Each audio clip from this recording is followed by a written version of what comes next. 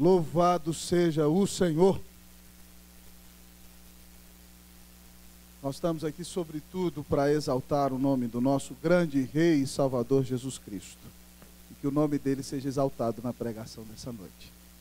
Abra comigo a sua Bíblia, lá no Evangelho de Lucas, no capítulo de número 7. Evangelho de Lucas, no capítulo de número 7. Lucas 7. Bom ver o meu querido irmão Demas, lá da Sociedade Bíblica aqui. Demas é do nosso coração. Deus abençoe, Demas. Bom tê-lo aqui. Também o Rodrigo, que é missionário. Fica de pé aí, Rodrigo, de novo, para o povo te ver. Lá do Palavra da Vida. Esse rapaz vai trabalhar com muçulmano, gente. Vamos orar por esse rapaz. Já bota ele aí na sua listinha de oração. Deus abençoe, queridão. Lucas está hospedado lá na casa do Carlos. Lucas 7. Fique de pé, irmãos, meu querido.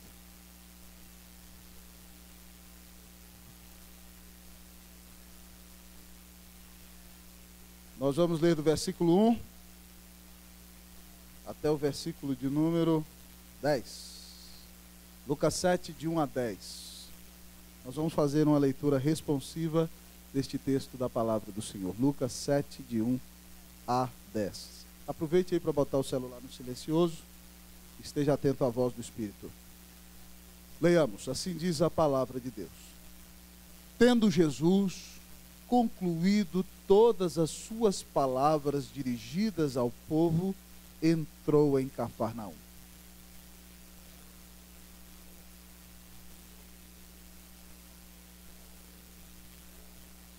Tendo ouvido falar a respeito de Jesus, enviou-lhe alguns anciãos dos judeus, pedindo-lhe que viesse curar o seu servo.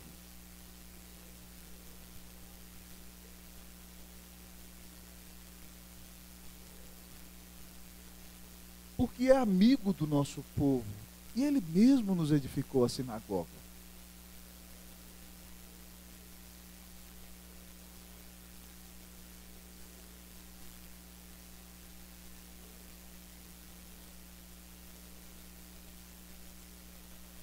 Por isso eu mesmo não me julguei digno de ter contigo, porém, manda com uma palavra, e o meu rapaz será curado.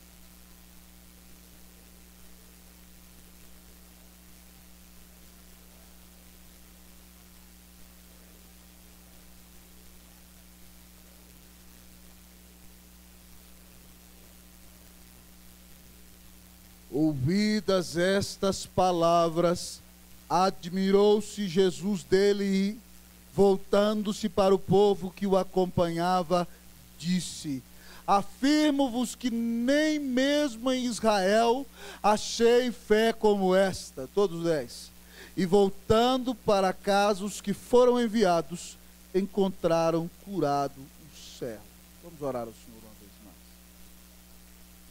Pai Santo, ser propício a nós pecadores nesta noite.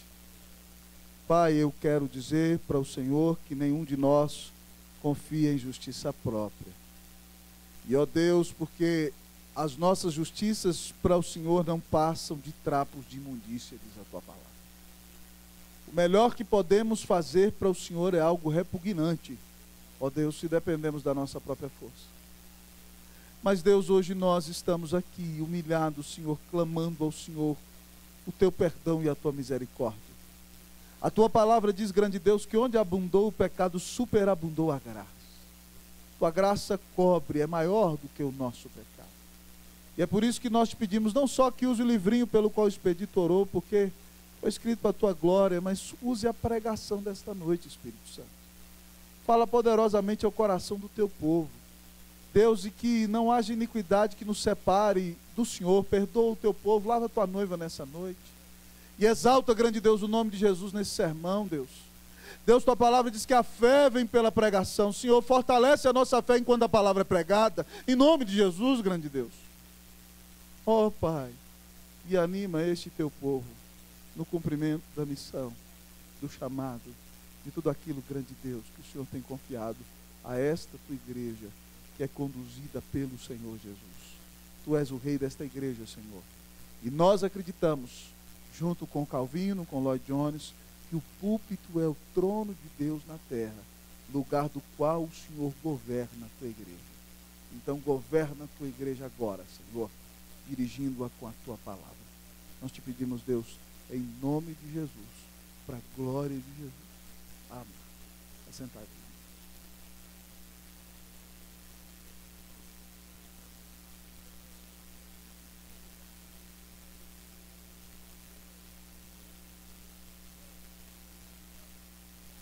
A Bíblia diz, amados irmãos, que sem fé é impossível agradar a Deus. Porque é necessário que aquele que se aproxima de Deus creia que Ele existe e se torna o galardoador daqueles que o buscam. Eu quero lhe perguntar nessa noite, em nome de Jesus, se a Bíblia diz que sem fé é impossível agradar a Deus, a sua fé agrada a Deus? A tua fé agrada a Deus? Neste texto que lemos, amados irmãos, nós encontramos alguém cuja fé nos deixa perplexos. Jesus, depois de pregar o maior sermão da história, o Sermão do Monte, desce e vai a Cafarnaum. E o texto nos conta, amados irmãos, que depois daquele maravilhoso sermão, quando o Senhor Jesus desce da montanha, depois de um trabalho extenuante, porque pregar, amados irmãos, é extenuante, porque quando pregamos a palavra, nisto derramamos nossa alma. Então, amados irmãos, o Senhor Jesus desce, e de repente chega a ele uma embaixada de anciãos da sinagoga de Cafarnaum. Imagine lá os presbíteros da primeira igreja judaica de Cafarnaum, autoridades, homens importantes, e eles foram enviados por um centurião. Um centurião, amados irmãos, é um capitão romano que tem debaixo do seu domínio uma centúria, 100 soldados. Não havia centurião com menos de 50, mas o normal é que um centurião domine e exerça autoridade sobre a vida, amados irmãos, de 100 soldados. E esse centurião, amados irmãos, tem um comportamento diferente, porque os romanos naturalmente são conhecidos pela sua dureza. Os caminhos dos romanos, de suas conquistas, são ladeados por cruzes.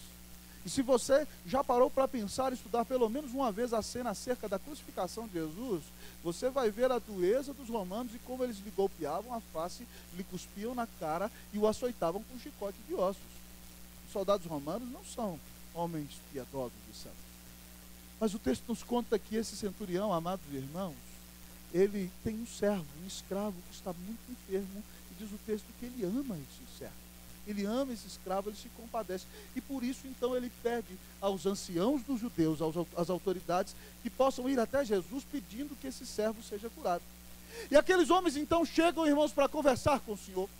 E quando eles encontram com o Senhor Jesus, eles dizem, vamos lá curar o filho desse rapaz. Olha, Jesus, vamos falar, você é o grande pregador, o profeta que Deus usa para curar. E nós queremos dizer uma coisa para você, esse homem é digno de que lhe faças isso. Ele é amigo da igreja, é amigo dos crentes. Olha para você ver, ele fez o que ninguém fez, construiu a igreja para a gente, construiu-nos a sinagoga. Um romano construiu um lugar de culto para judeus. Os gentios odiavam os judeus e os escravizavam, amados. E Jesus, comovido então por aquela cena, amados irmãos, vai com eles. E a Bíblia nos conta a história, amados irmãos, que quando Jesus vai, aquele homem sabe, fica sabendo que Jesus vai se dirigir à sua casa, e de repente então ele manda uma embaixada a Jesus e diz, Senhor, por favor, não venha na minha casa, porque eu não sou digno de que entres ali. Por isso eu mesmo não fui ter contigo. Mas faça uma coisa, Senhor, manda com uma palavra. Ele reconhece que o Senhor tem o poder da palavra, amados irmãos, e o meu rapaz será curado. E ele ainda conta uma historinha para Jesus. Ele diz, sabe por quê, Senhor? Porque eu sou homem sujeito à autoridade, e tenho soldados debaixo da minha autoridade. E quando eu digo para o Lúcio faça isso, ele faz. E quando eu digo para o Flávio vem aqui, o Flávio vem. E quando eu digo para que eles sigam naquele caminho, eles seguem. Manda com uma palavra, só diga uma palavra, Jesus, e o meu rapaz será curado. E, amados irmãos, é impressionante o texto dizer algo. Jesus Cristo é Deus, amado. Deus feito homem, mas sem deixar de ser Deus. E a Bíblia diz que diante da conduta desse homem, se nós olhamos aí o versículo 9, diz que ouvidas estas palavras, admirou-se Jesus dele, e voltando-se para o povo que o acompanhava, disse, afirmo-vos que nem mesmo em Israel achei fé como essa. E eles voltaram para casa, e quando chegaram lá, o servo estava curado. Mas você já parou para pensar que fé é essa que deixa Jesus admirado? Jesus se admirou dele e olhou para toda aquela multidão de judeus, inclusive para todos aqueles pastores e anciãos que ali estavam. Aquele homem não era um crente de igreja de todo dia, mas era um crente no seu coração. E Jesus olha para eles e diz: nem mesmo em Israel eu achei fé como essa. É como se viesse aqui, sei lá, um capitão dos bombeiros que tivesse uma grande fé por Jesus, mas não fosse um membro professo da igreja, mas cresce em Jesus como seu Senhor e Salvador, e Jesus dissesse o seguinte: nem mesmo aqui na igreja eu achei uma fé como essa, e ficasse admirado, perplexo da fé desse homem. E ao olhar para esse homem que admira tanto a Jesus, eu olho para o meu coração e começo a me perguntar: Senhor, qual é o julgamento do Senhor acerca da minha fé? O que o Senhor diria da minha fé? O que o Senhor diria da tua fé, meu amado presbítero? Nessa noite, olhando para a vida do centurião, o Senhor te desafia a ter a fé que Jesus admira. Esse é o tema da nossa mensagem. A fé que Jesus admira. E eu rogo sinceramente a Deus desta noite, irmãos, em nome de Jesus, para que levante entre os presbíteros, os pastores, os diáconos, os missionários, os membros desta igreja, homens e mulheres de fé, para que Jesus possa dizer de nós que em nenhum lugar da terra ele encontrou fé como essa.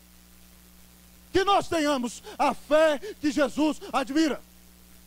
E o que caracteriza então, amados irmãos, a fé que Jesus admira? Em primeiro lugar, compaixão. O que caracteriza a fé que Jesus admira? Compaixão. Versículos de número 1 até o versículo de número 3. Vocês vão ler para mim. 1, 2, 3. Podem ler. Tendo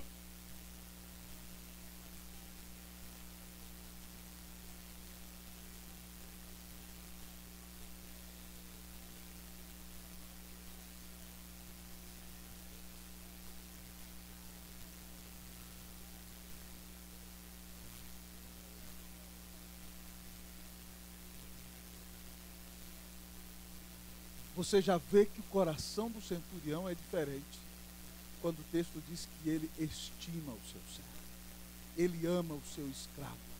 Isso não é comum, amados irmãos, em homens de guerra, e isso não é comum na conduta dos romanos.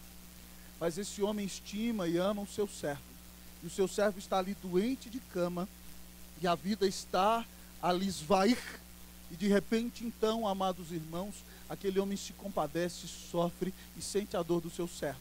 E é impressionante que com esse centurião nós aprendemos mesmo o que é compaixão. Porque compaixão não é ficar: ai, Jesus, esse servo era tão bom, ele fazia o que eu mandava, ai, não sei o que. Não, amados irmãos, não é ficar só se lamentando. Compaixão é muito mais do que ficar se lamentando. Ele toma uma atitude, amados irmãos. Ele, meus queridos irmãos, quando vê o seu servo enfermo, ele sabe que em Cafarnaum está o grande profeta pregador da Galileia, Jesus Cristo, nosso Senhor.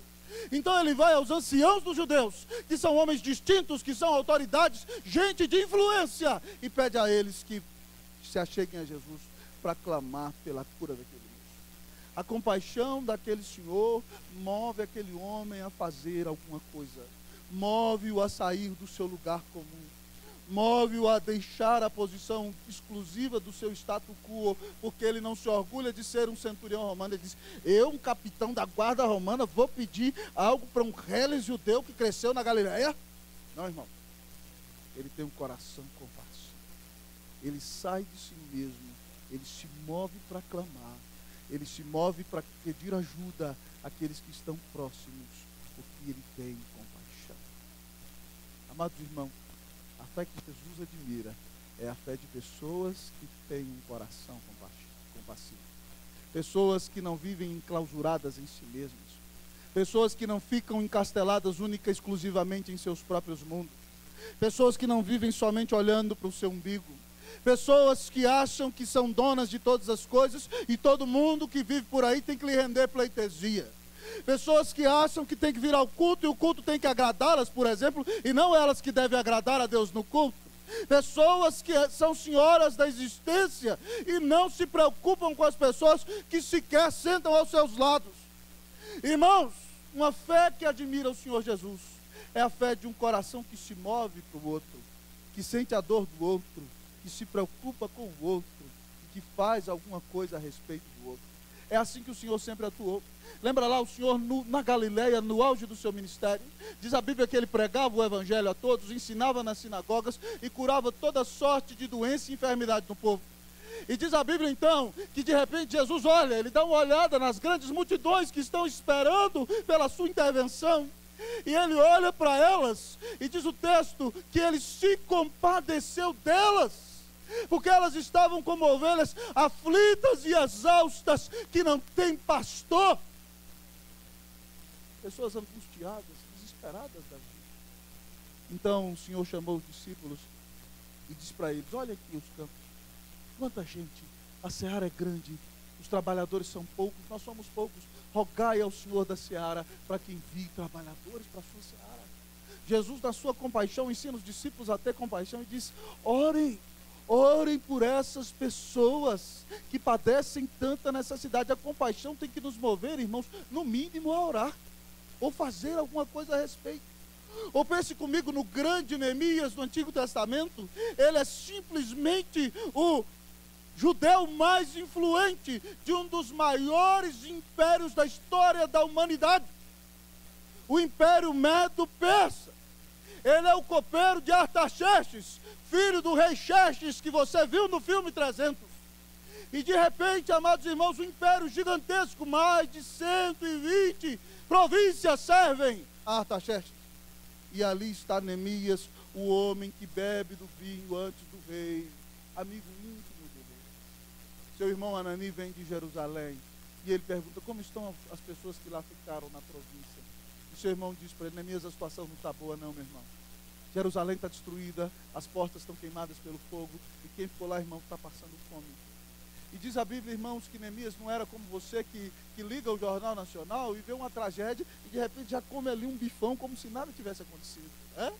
Não é? Neemias é alguém que tem um coração compassivo. Diz a Bíblia que ele se assentou e chorou e rasgou as suas vestes ao pensar que o povo de Deus está sofrendo. Ele ora durante alguns meses, amados irmãos, e depois de meses de oração, Deus vai moldando o coração daquele homem, e ele entende que o governador que tem que construir a muralha, que tem que preparar o povo para a vinda dos Messias, que tem que fazer um instrumento de revitalização na igreja do Antigo Testamento, é ele. E aí ele ora: Senhor, me dá mercê diante desse rei.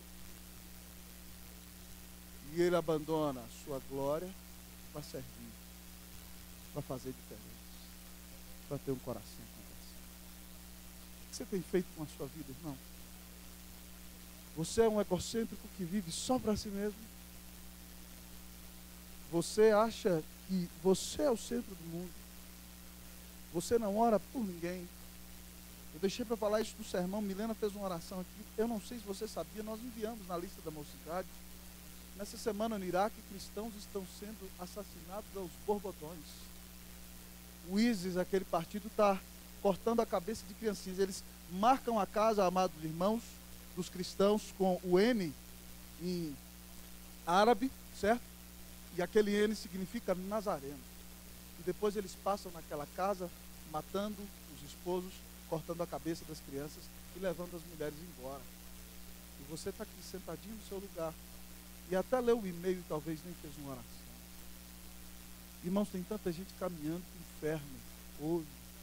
Tem tantos irmãos nossos sofrendo ao redor do mundo. E nós aqui, numa igreja condicionada, ouvindo uma música abençoada, uma pregação que tem que aquecer o nosso coração. Só vivemos pensando que o nosso concurso de 20 mil reais não está bom, tem que ser um de 30, tá certo? Que nós não precisamos ter filho, porque para que ter filho hoje? Filho dá trabalho, impede a minha carreira, impede o meu sucesso. Não, eu tenho que ficar casado até 35 anos, e se der eu tenho filho, se não der também eu não tenho. Irmãos, onde nós estamos chegando? Onde está o nosso egocentrismo? Imagine se o Senhor Jesus fosse egoísta como nós não estaríamos aqui. Então eu quero nessa noite, em nome de Jesus, convidá-lo a olhar para além de você. Comece a pensar: Deus, como eu posso usar a minha vida para que outros venham a Cristo? Deus, como eu posso usar a minha vida para que pessoas sejam aliviadas de sua dor? Deus, como eu posso usar a minha vida para abençoar, por exemplo, a igreja perseguida, aqueles irmãos que estão além, sofrendo grandes angústias no mundo. Deus, como é que a minha vida pode ser útil para que os eleitos do Senhor venham a Ti por meio da pregação do Evangelho? Oh, meu irmão, que Deus te mova a compaixão. Que nossa igreja seja conhecida como uma igreja que se compadece, como uma igreja que sai das quatro paredes, como uma igreja que sai de si mesmo, como uma igreja, amados irmãos, que sente a dor do outro, do necessitado, daquele que está longe de Cristo, e se dispõe a levar o Evangelho de Cristo. Quero fazer uma pergunta para você, meu irmão, nessa noite. Você tem um coração compassivo?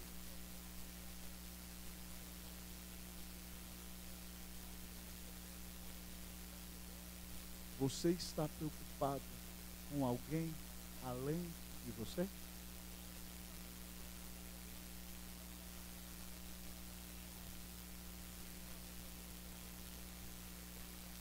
É a sua fé, uma fé que Jesus admira? Mas o que mais caracteriza a fé que Jesus admira? Além de compaixão, amados irmãos, testemunho caracteriza a fé que Jesus admira. O que mais caracteriza a fé que Jesus admira? Testemunho. Versículo de número 4 e 5. Versículos 4 e 5. Eu vou ler o 4 e vocês o 5. Estes, chegando-se a Jesus com instância, lhe suplicaram, dizendo: Ele é digno de que lhe faças isto.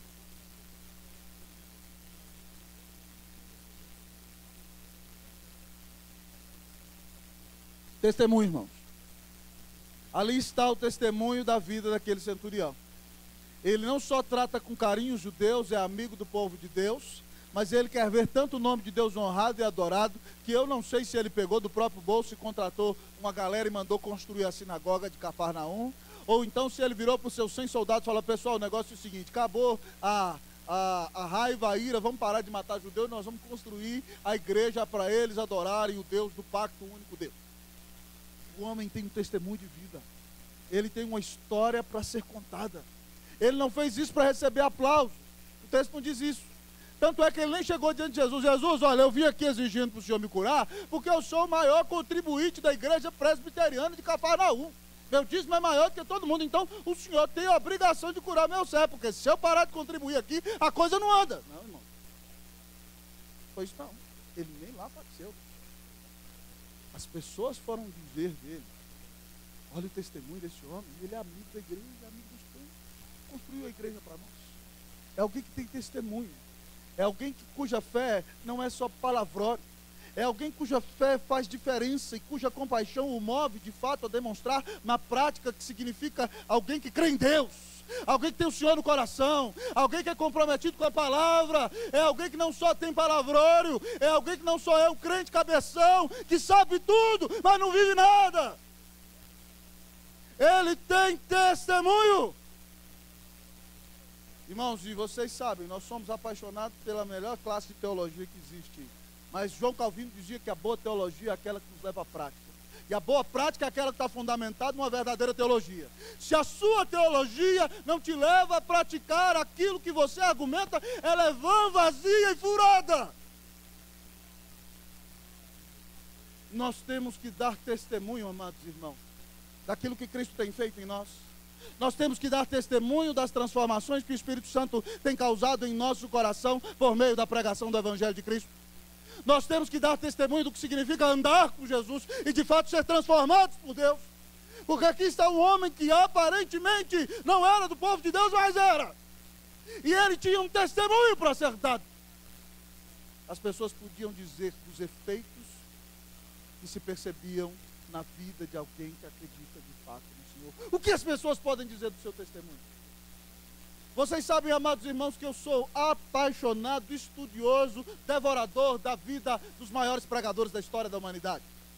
Vocês sabem que eu amo George Whitefield. E às vezes, quando leio seus livros, imagino a sua grande oratória impactando as multidões e me deleito pensando que estou ouvindo as suas mensagens. Vocês sabem que sou apaixonado pelo grande pregador Charles Spurgeon, que se colocava de pé no seu púlpito, anunciando as doutrinas da graça, da salvação eterna do Senhor. sendo um grande evangelista, e mais de 14 mil pessoas vieram a Cristo somente na igreja dele. Ainda mais por livros ao redor do mundo e sermões, milhares de pessoas têm vindo a Cristo até hoje através da vida desse homem. Vocês sabem que eu sou apaixonado pela fidelidade bíblica de João Calvino, hoje por Escritura. Mas essa semana, amados irmãos, eu me permiti deleitar-me novamente com a vida dos grandes missionários. Quando eu estava no Chile, eu lia muito sobre eles e como eles mexeram com o meu coração ali, como foram instrumento de Deus, cujo testemunho impactaram a minha vida. E de repente, amados irmãos, eu voltei a conversar com Simonton, lendo a sua história. E me encontrei com Simonton, um rapaz do século XIX, por volta dos idos de 1850, nos Estados Unidos, formado em direito, capacitado em pedagogia, formado no melhor seminário do mundo dos seus dias, aos pés de Charles Hodge, pregando na igreja de Baltimore nas suas férias, chamado por Deus para vir ao Rio de Janeiro. E as pessoas dizendo a Simonton: você é um rapaz bem preparado. Muitas pessoas dos Estados Unidos precisam de Cristo Jesus. Para que você vai para aquela cidade? Para aquele país pobre? Para aquela cidade suja, sem saneamento, onde a peste reina? Você vai adoecer e vai morrer ali. E de repente, amados irmãos, Simonton se levanta e diz que o lugar mais perigoso é o lugar mais seguro quando você está no centro da vontade de Deus. E louvado seja Deus porque ele disse isso. E ele veio.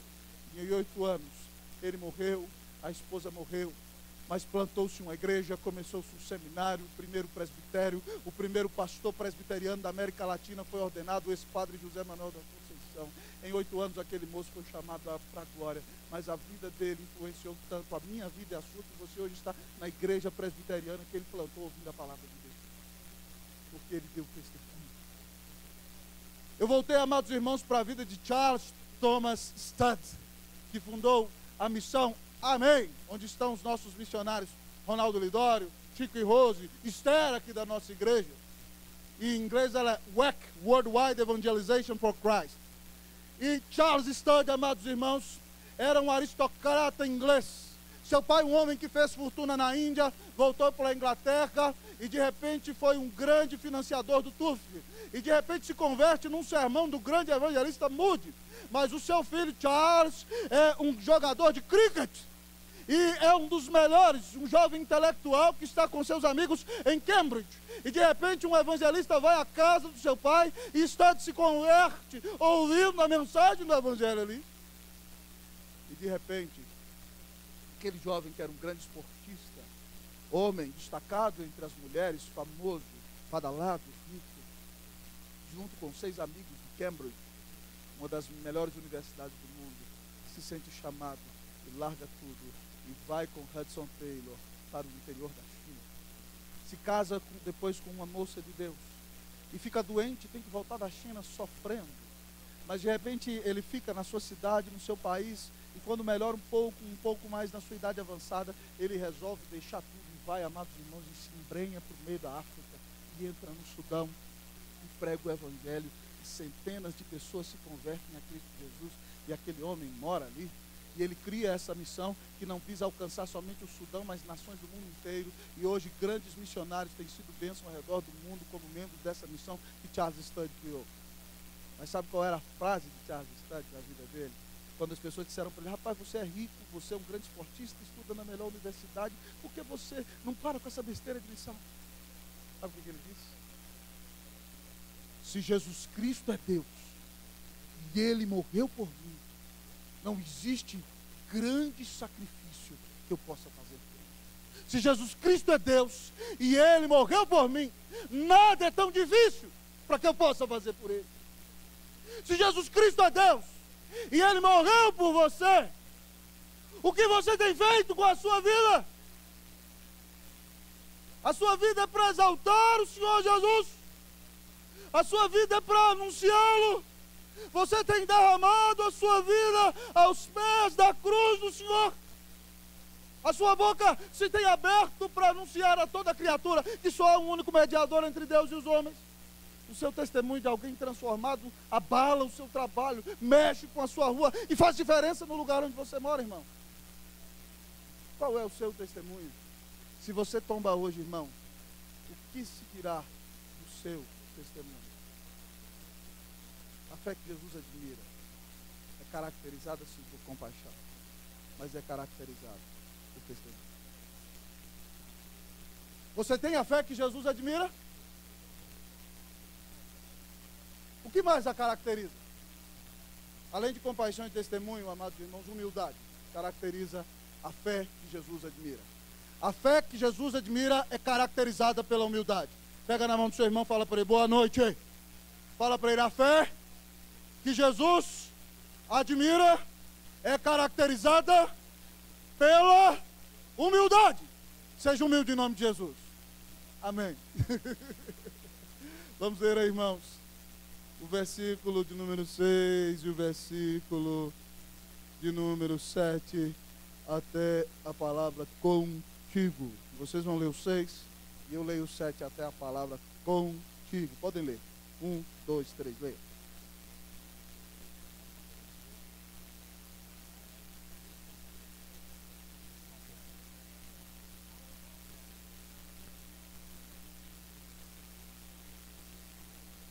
Por isso, eu mesmo não me julguei digno de ter contigo.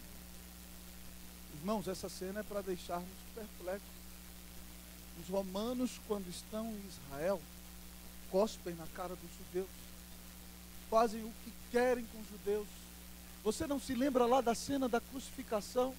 Jesus já foi açoitado a manhã inteira, já bateram na sua face, já lhe colocaram uma coroa de espinhos, o seu corpo está sangrando, a sua veste está, de fato, amados irmãos, encharcada de sangue, e ele está carregando a cruz e vai tão fraco que não consegue levá-la e cai. E de repente o soldado dá um tapa na orelha de alguém que vem passando e pega: vem aqui, é você mesmo que vai carregar essa cruz. E lá está Simão, Sirineu, que depois se torna discípulo e é pai de Alexandre e Rufo. E Simão não pode nem questionar, porque o romano mandou, ele tem que pegar a cruz e levar. E ele leva a cruz do Senhor, irmão. Romanos tratam assim os judeus. Mas de repente aqui está um homem que tem autoridade, um capitão de 100, alguém que faz toda a diferença em Cafarnaum. E quando ele tem notícia, amados irmãos, que Jesus vem a caminho, amados irmãos, ele manda uma embaixada, amados irmãos, dizendo: Senhor, não venha para minha casa. Sabe por quê, Senhor? Porque eu não sou digno de que o Senhor entre na minha casa. Por isso eu mesmo não fui ter contigo, Senhor. Esse homem se humilha, amados irmãos, diante do Senhor Jesus. Oh, amados irmãos, quando eu olho para a vida desse homem e olho para a vida de muitos cristãos, meu coração dói. Porque muitas vezes, amados irmãos, nós temos a tendência de dizer: eu sou isso, eu sou aquilo, eu sou aquilo outro. Eu fiz isso, eu fiz aquilo, eu fiz aquilo outro. Eu sou de tal pedigree, sou presbiteriano de primeira, segunda, 20ª geração. Eu sou isso, eu sou aquilo, eu sou aquilo outro. E para Jesus, o que eu sou isso e aquilo outro não vale nada. Não impressiona o Senhor. Quer dizer que tudo que você é, tudo que você adquiriu, tudo que você tem, não impressiona o Senhor. Aqui está esse homem, uma grande autoridade. E sabe o que impressiona o Senhor? Que ele diz: Senhor, por favor, não venha na minha casa. Senhor, eu não sou digno nem de me aproximar do Senhor. Ele se humilha, amado. E a fé que Jesus admira, a fé que impressiona a Jesus, não é uma fé que canta de galo, não é uma fé que narra as suas conquistas. Ele não chega dizendo: eu construí a sinagoga, não. Ele diz: Senhor, eu não sou digno. Ele reconhece a sua sujeira, o seu pecado. Ele sabe que diante de Jesus ele não vale nada e ele se humilha diante da presença do Senhor. Irmão, qual tem sido a sua atitude diante da presença do Senhor? Jesus, nesse mesmo evangelho, conta. Eu queria que você prestasse atenção aqui. Até as mamães lá na galeria, ó, olhem para cá, por favor. Escutem a pregação, por favor, mamães queridas, em nome de Jesus. Eu quero, irmãos, que vocês prestem atenção nisso aqui. Jesus, amados irmãos, foi numa festa, foi convidado para ir numa festa. E chegando lá naquela grande festa, amados irmãos, as pessoas vão chegando e correm e sentam nos primeiros lugares. Elas sentam ali e elas se acham boas. E de repente Jesus olha para os discípulos. Jesus, amados irmãos, na linguagem do jovem, Jesus é massa, certo? desculpa usar isso aqui, mas presta atenção, jovem, o que eu estou querendo dizer. Andar com Jesus é especial. Jesus tira a lição de tudo. É isso que eu estou querendo que você entenda. Jesus, de repente, ele olha para os discípulos, aí vê aquele povo correndo lá para pregar os primeiros lugares, e ele é uns dois, ó, olha ali. Está vendo o que está acontecendo ali? Presta atenção, presta atenção. Olha ali. Quando vocês forem convidados para ir numa festa, não faça aquilo não, aquilo ali é muito feio. Sentem no último lugar. Para que, se você for um convidado importante, o anfitrião vai chegar e vai dizer: meu amigo, o que você está fazendo aí no fundo? Você é a pessoa mais importante dessa festa. Vem aqui, senta aqui na frente, rapaz. Como é que você ousa ficar longe de mim? E de repente, então, você vai se levantar honrado no meio de todos e vai sentar na frente. Mas ele disse: se você não for lá isso tudo e achar que é mais do que é e sentar na frente, então o dono da festa vai chegar e falar assim: amigo, tudo bem, que bom que você veio na minha festa. Eu queria pedir para você dar licencinha aqui, porque esse lugar está reservado para fulano de tal. E aí de repente a pessoa vai com a camisa bate, vai sentar lá atrás e foi envergonhado diante de todo mundo. E aí Jesus disse o seguinte: porque todo aquele que se exalta será humilhado, mas todo aquele que se humilha será exaltado. Irmão, humilhe-se na presença do Senhor. A Bíblia diz em Tiago 4,10: humilhai-vos na presença do Senhor e Ele vos exaltará. 1 de Pedro 5, versículos 5 e 6: humilhai-vos sob a poderosa mão de Deus, para que Ele em tempo oportuno vos exalte.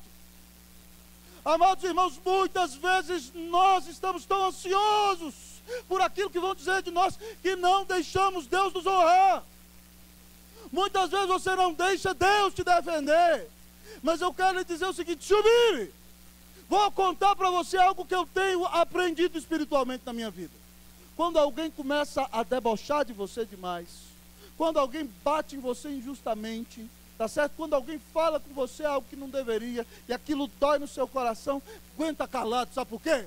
Porque Deus vai te honrar, Deus vai te abençoar. Escuta o que eu estou te falando. Quando eu vim pastorear essa igreja aqui, irmãos, algumas pessoas disseram para mim: não vai não, você vai ficar 1 ano só lá. Alguém me ligou no Chile e falou assim: não vai não, você teve 7 anos abençoados e você só vai ficar no máximo 2 anos lá. Alguém encontrou minha mãe na Sinodal de Sábios e falou: seu filho ficou 7 anos dando fruto do Chile e vai ficar 1 ano naquela igreja. E minha mãe falou: se Deus tiver chamado para ficar 1 ano, ele vai ficar 1 ano só e Deus vai fazer uma reviravolta lá. Ei, irmão, alguém virou para mim e falou assim: a sua igreja é a pior de Brasília. Outro virou para mim e falou assim, foi desse jeito. Outro virou para mim e falou assim: sua igreja, você é um cara que Deus te colocou não numa igreja de destaque. Aí quando começaram a falar demais, eu pensei: vai acontecer alguma coisa. Quando o povo começa a denegrir demais, né? Uma vez eu contei para o Osasco que uma autoridade aí de uma grande igreja de Brasília importante virou para mim e falou que eu era pastor de periferia. Eu falei: aleluia, não, o negócio é bom, Então eu falei assim: alguma coisa vai acontecer. Presta atenção, irmão. Quando o povo começa a bater em você demais, quando começa a pisar em você demais, não reaja. Alguma coisa grande vai acontecer. Ô irmão, se humilhe, Deus é fiel. Ele diz que se você se humilhar, Ele vai exaltar. Então humilhe-se na presença do Senhor. Tenho aprendido isso na minha vida. É claro que tem dicas reais, né? Eu tenho jeito, eu sou pecador. Mas eu estou tentando, eu já estou muito melhor do que antes, né, Cleusa? A coisa está bem melhor, né? Antes era papo, não, hoje já demora uns 5 minutos já. Estou brincando, amados irmãos. Jesus está trabalhando na minha vida. Mas todas as vezes que eu não reagi, irmão, e não respondi, foi impressionante. Eu fiquei assim: não acredito que Deus fez isso. É assim que a matemática de Deus funciona, irmão. Você dobra o joelho e a bênção vem dobrada. Batem na sua cara, você dá a outra, e aí de repente Deus te levanta mais do que você imagina. Então não se preocupa não, Deus está olhando para você, Deus cuida de você, Ele te ama, Deus quer que você reconheça mesmo que é fraquinho, que não tem força nenhuma, que você reconheça aquilo que Jesus disse em João 15,5, que Ele é a videira e nós somos os ramos. Sem mim nada podeis fazer. Ô dona, o seu casamento não vai ser bem sucedido por causa da senhora não, dona. Se a senhora não se humilhar, dona, não esfregar a cara no povo, vai dar tudo errado, dona. santo varão. Seu casamento não vai dar certo porque você é um cheirosão, um bonitão, você faz toda a diferença, coração. Não, rapaz, vai dar tudo errado se você entrar por essa linha. Mas quando você baixa a cabeça e fala, meu Deus do céu, não consigo, não, Senhor, não dá para levar essa mulher se eu não orar, não. É? Aí as coisas começam a acontecer, irmão. Né? Ou quando você, irmã, você fala, meu Deus, que homem porco, que homem sujo, que coisa horrível, que homem enjoado, que chulé, de noite quando ele dorme, que coisa feia, terrível. Minha irmã se humilha, dona, se humilha. Hein? Deus tem algo maravilhoso na sua casa. Hein? Quando você olha para aquele menino que era tão bonitinho, que nasceu de você, e de repente você fala com ele, faz isso, e ele tupetudo, não faço. Você fala, meu Deus do céu, como é que pode? Tão pequeno desse jeito. Pai, se você não orar, não tem jeito não. Sem humilhação, a coisa não vai. Se humilhe, meu irmão. Baixa a cabeça. Muitas vezes Deus está mandando essas provações terríveis para você fincar o joelho no chão para dizer, Senhor, eu já perdi, eu não sou nada não aguento não, o Senhor toma a frente, se o Senhor tomar a frente, a coisa vai complicar. Vai dar tudo errado. Ô meu irmão, se humilhe. Se você se humilhar na presença do Senhor, Ele vai te honrar, vai te exaltar, vai te levantar e vai usar a sua vida para fazer toda a diferença, em nome de Jesus. Então, deixa de ser soberbo, certo? Pega esse velho homem que está dentro de você aí e fala para ele, você já morreu. Pega a sua Bíblia, se bate na cabeça dele e fala, morre miséria! Cristo é quem vive dentro de você. Mata esse velho homem em nome de Jesus, pelo poder do Espírito, pela palavra do Senhor. Humilhai-vos na presença do Senhor e Ele vos exaltará. E aí? No checklist aqui do sermão, você tem a fé que Jesus admira? Caracterizada por compaixão, por testemunho e por humildade? Mas o que mais, amados irmãos, tem a fé que Jesus admira?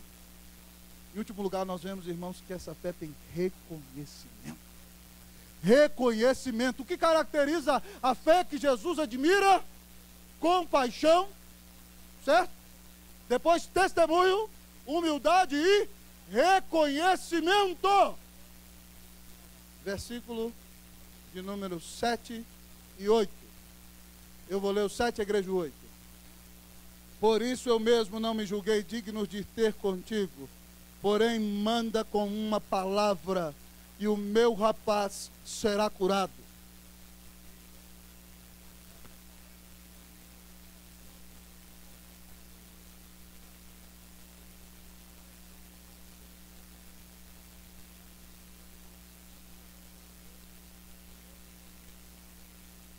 Porém manda com uma palavra. Irmãos, isso aqui é algo inusitado. João diz que ele veio para os seus, mas os seus não o receberam. Mas a todos quantos o receberam, deu-lhes o poder de serem feitos filhos de Deus, a saber, os que creem no seu nome. Os judeus creem em Jesus no máximo, preste atenção, como um profeta humano. Mas esse homem diz para Jesus aqui, manda com uma palavra. Sabe o que esse homem está dizendo aqui? Que essa pessoa que está diante dele foi aquela pessoa que disse assim, ó, haja luz, e de repente, buf, a luz veio a existir. Com a sua palavra, Deus cria todas as coisas. Esse homem está reconhecendo quando diz, manda uma palavra. Só quem fala e tudo veio a existir é Deus.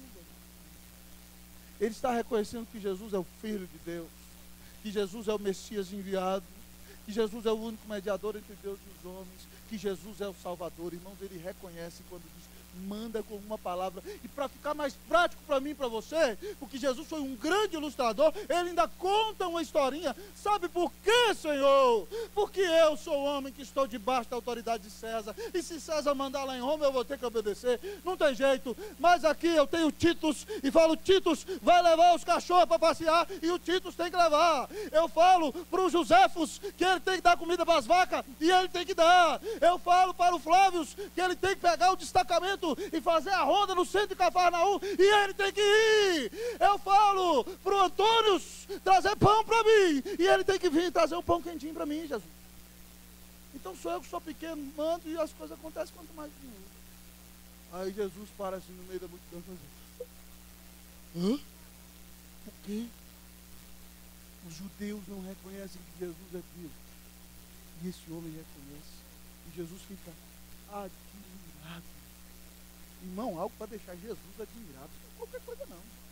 E ele fala, nem mesmo em Israel eu achei uma fé como essa. E todo mundo voltou para casa e o moço estava curado. Irmão, você reconhece que Jesus é Deus? Sério mesmo, você reconhece que Jesus é o Filho de Deus? Você até disse um dia na igreja, eu creio que Jesus é o Filho de Deus. Você foi lá na reunião do conselho e perguntaram quem é Jesus para você, e você disse, é meu Salvador, é meu Senhor, é meu tudo, é minha vida. Sem ele eu não faço nada. Oh, Jesus maravilhoso, não posso viver sem ele. Mas de repente, irmão, você chega em casa e sua esposa está na TPM e você quer tacar a cara na porta dela? É, meu irmão, para você reconhecer Jesus, você tem que entender que Jesus mandou você amá-la como Cristo amou a igreja. Então você tem que reconhecer o Senhor em todos os seus caminhos. Quer ver, meu irmão? Quer ver? Deus te deu quilos de dinheiro e muitas vezes você não é capaz de ser fiel no dízimo aqui. Você fala assim, não, pastor Rasta já está com um carro muito bom, para que eu vou ter que dar o dízimo aqui na igreja? Tá bom demais. Deus tem abençoado o pastor Camargo, o pastor Jeff está aí de férias. Meu irmão, pelo amor de Deus, para com isso. Quem me sustenta é Deus, não é você não, para começar. O que eu quero dizer para você é o seguinte, por que você tem que vir aqui dar a sua oferta? Paulo explicou, sabe por quê? Porque Cristo, que era o mais rico de todos, se fez pobre por amor de você, e deixou a sua glória e deu o seu maior tesouro, a sua vida, para sustentar você. O que são as míseras moedas que você põe nesse gasofilaço, comparado com o que Cristo fez com você? Então por que eu tenho que dar? Cristo, porque eu reconheço Cristo. Está entendendo? Por que que na igreja eu sou capaz de ouvir um pecador pregar a palavra, e quando ele prega a palavra, é a autoridade de Deus para a minha vida, eu me submeto à palavra porque ele prega? Porque não existe nenhuma autoridade que não seja constituída por Deus. E Cristo disse, toda autoridade me foi dada no céu e na terra. Então qualquer autoridade que diz, vem dele. Por que eu obedeço às autoridades? Porque tem Cristo no negócio. Então, meu irmão, ser crente não é só dizer, eu creio em Cristo e agora eu vou fazer o que eu quero. Não. Tudo na sua vida está relacionado com Cristo. Tudo na sua vida está ligado a Cristo. Cristo é o centro da história. A história do Ocidente é antes de Cristo e depois de Cristo. Cristo é o centro da Bíblia. A Bíblia veio para revelar a Jesus Cristo. Cristo é o centro do mundo. Cristo é o centro da nossa vida. Cristo é o centro de tudo. E se Cristo domina a minha vida, o velho homem já morreu. E eu vou reconhecer que a palavra de Cristo é quem faz todas as coisas acontecerem na minha vida. A palavra de Cristo é quem faz a igreja crescer. A palavra de Cristo é quem liberta homens do pecado. A palavra de Cristo ressuscita mortos. A palavra de Cristo traz reforma, traz reavivamento, muda nações. A palavra de Cristo tem poder para mudar todas as coisas. Eu preciso reconhecer de fato que o meu Senhor é o dono de tudo. E crer nele de todo o coração. E entender que a crise do meu trabalho, a luta do casamento, o problema de relacionamento com o vizinho, tudo isso é um meio de Deus moldar a sua vida. De quebrantar seu coração. De fazer de você alguém mais parecido com Jesus. Não se trata de você, irmão, se trata de Jesus. Então vai reconhecendo logo que Cristo Jesus é o dono de tudo, é o Senhor da sua vida, que nada na sua vida está separado dele. E se você está aqui, querido, não é salvo hoje, se arrependa do seu pecado, creia que Jesus morreu na cruz no teu lugar, creia que ele é o Filho de Deus, e diga, Senhor, perdoa-me dos meus erros, eu creio que tu és o Salvador, tu és o meu Senhor, e ele vai te lavar, vai te perdoar, e vai conduzir todos os dias da sua vida. É por isso que no dia que você se sentir desanimado, irmão, você vai poder se levantar. Porque você não se levanta pelo seu poder, você se levanta pelo poder de Cristo. Cristo é o dono do tudo. A fé que Jesus admira é aquela que reconhece a Cristo em todas as coisas. E aí? Você tem a fé que Jesus admira? Você tem um coração compassivo? Que bênção, eu vejo que você tem. Que bênção que você tem dado testemunho. Aleluia, louvado seja o nome do Senhor. Coisa maravilhosa, você está aí